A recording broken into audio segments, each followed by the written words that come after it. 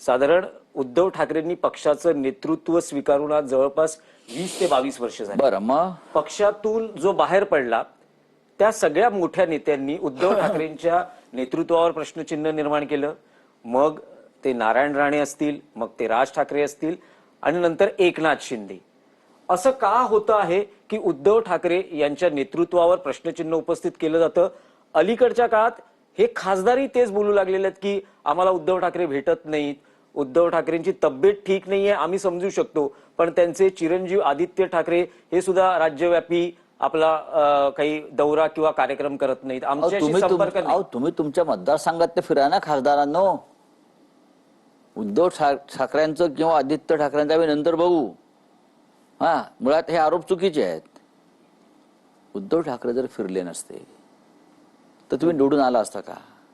लोकांनी उद्धव ठाकरे यांच्याकडे पाहून तुम्हाला मतदान केलंय। एक जी ज्याला म्हणतो आपण भावनात्मक जी साथ घातली उद्धव ठाकरे म्हणून किंवा ठाकरे परिवार म्हणून किंवा बाळासाहेब ठाकरे म्हणून तुम्हाला मतदान झालंय। ते काय नागेश आष्टेकरांना मतदान झालंय का संजय दिना पाटलांना मतदान झालंय? असे काय ते महान लोक नाहीत की तोंड संजय देशमुख, ओम निंबाळकर, भाऊ वागचौरे, यांना कसं काय मतदान होईल? मतदान पक्षाला आणि उद्धव ठाकरेंना झालंय।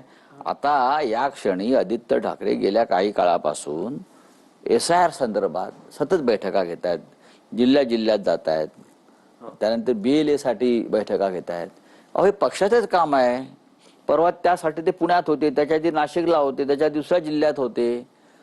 तुम्ही खासदार आहात ना, तुम्हाला निवडून दिलाय ना, अख्खा जिल्हा तुम्हाला सांभाळायचा आहे। मग प्रत्येक वेळेला उद्धव ठाकरे आले पाहिजे तिथे। नगरपालिकेच्या निवडणुकांना तुम्ही सक्षम नाही आहेत का? ग्रामपंचायत निवडणुकांना तुम्ही सक्षम नाही आहेत का? नाही राऊत साहेब, यात मला फक्त आता या मुलाखतीचा सराव करताना एक प्रश्न विचारायचा आहे की 28 नोव्हेंबर 2019 ला उद्धव ठाकरेंनी मुख्यमंत्री पदाची शपथ घेतली। भाजपशी फारकत घेऊन त्यांनी महाविकास आघाडीचं नेतृत्व आणि मुख्यमंत्री पद स्वीकारलं। अमित शहांशी त्यांनी पंगा घेतला आणि याची किंमत गेल्या 6 वर्षात उद्धव ठाकरे यांना मोजावी लागते आहे का? नाही, मी जसं म्हणणार नाही। भाजपला जो सत्तेचा माज आलेला आहे त्याची किंमत आहे आणि भारतीय जनता पक्षाला जी काय त्यांच्या मनामध्ये आहे की आमच्याकडे अमर्याद सत्ता आहे, आम्ही संविधानामध्ये बदल करू शकतो, आम्ही निवडणूक आयोगाला खिशात ठेवू शकतो, आम्ही सुप्रीम कोर्टच्या मुख्य न्यायाधीशाला सुद्धा खिशात ठेवू शकतो आणि हवे ते निर्णय घेऊ शकतो। त्या मस्तवालपणातून निर्माण झालेली जी स्थिती आहे त्याची किंमत फक्त उद्धव ठाकरे मोजत नाहीये, तर या देशातला प्रत्येक बिगर भाजपा राजकीय पक्ष मोजतो। कोणता पक्ष याने फोडला नाही मला सांगा ना?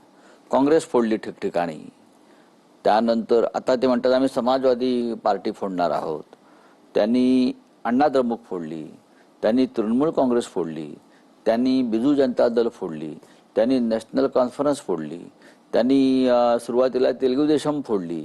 प्रत्येक पक्ष त्यांनी फोडलेला आहे ना। महाराष्ट्रामध्ये राष्ट्रवादी काँग्रेस शरद पवार फोडली, ज्या शरद पवारांनी अमित शहा आणि नरेंद्र मोदींना प्रचंड संकटात असताना मदत केली।